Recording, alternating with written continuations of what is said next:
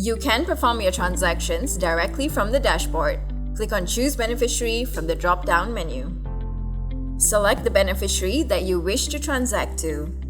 Once the beneficiary is selected, click on Transfer Now. Complete the transfer order details.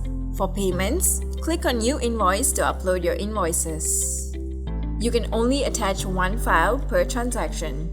If you are paying for multiple invoices in a single transaction, compile all your invoices into a single file before uploading it.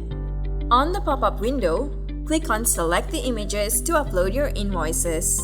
File must not be more than 3 MB. Once your invoice is uploaded, click on Continue. Check all your transaction details, then click on Continue. For a better payment experience, select Online Banking, FBX. Select your company bank and tick the disclaimer checkbox. Once everything is completed, click on Proceed to Payment. You will be directed to your bank's website in order to complete your transaction. Non-online banking is another payment option.